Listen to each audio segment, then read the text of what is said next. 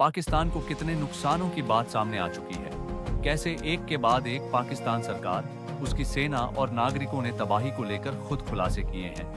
भारत को लेकर उसने खुद कौन से दावों को झूठा करार दिया। इसके अलावा कैसे पाकिस्तान के मंत्री ने खुद आतंकवाद को पनाहगाह होना कबूल किया। आइए जानते हैं।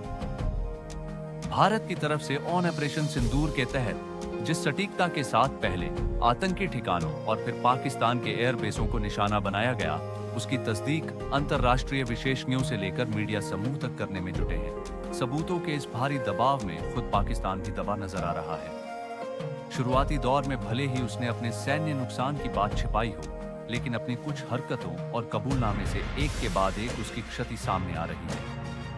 पाकिस्तान ने भले ही अपनी हानि को छिपाने के लिए भारत के बेसिस में तबाही की झूठी खबरें फैलाई हों, लेकिन सैटेलाइट तस्वीरों ने पूरे घटनाक्रम की पोल खोल कर रखी। इस बीच यह जानना अहम है कि आखिर पाकिस्तान को कितने नुकसानों की बात सामने आ चुकी है।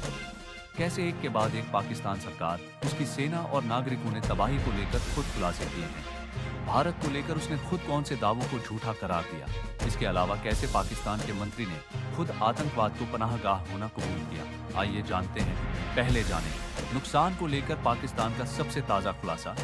पाकिस्तान लगातार कह रहा है कि भारत की सैन्य कार्रवाई से उसके सैन्य ठिकानों और वायु रक्षा प्रणालियों को कोई नुकसान नहीं पहुंचा है। भारत लगातार पाकिस्तान के झूठ का पर्दाफाश कर रहा है।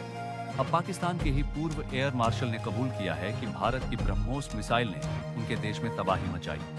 अवाक्स एयरक्राफ्ट को हुआ नुकसान, भोलारी एयरबेस पर तबाही। एक टीवी इंटरव्यू में पाकिस्तान के पूर्व एयर मार्शल मसूद अख्तर ने कहा कि 10 मई को भारतीय सेना ने लगातार 4 ब्रह्मोस मिसाइलें दागी। ये सतह से सतह पर थी या हवा से सतह पर, मुझे इसकी जानकारी नहीं है। हमारे पायलट अपने जहाजों को सुरक्षित करने के लिए दौड़े। पहली, फिर दूसरी, तीसरी, एक के बाद एक मिसाइलें आती रही। चौथी मिसाइल भोलारी एयरबेस के हैंगर से टकराई और अवैक्स क्षतिग्रस्त हो गया। भारत के इस हमले में पाकिस्तानी वायुसेना के 6 कर्मचारी मारे गए थे। पाकिस्तान लगातार अपने सैन्य ठिकानों को निशाना बनाए जाने की बात को नकारता रहा है। अब पाकिस्तान के पूर्व अधिकारी ने इस बात को स्वीकार किया है। हमले में एयरबेस को नुकसान पहुंचा है और कुछ लोगों की जान भी गई है।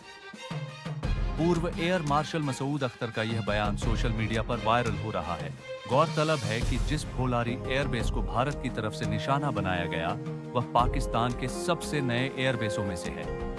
पाकिस्तान ने यहां 2020 में चीन के साथ हवाई ड्रिल में हिस्सा लिया था।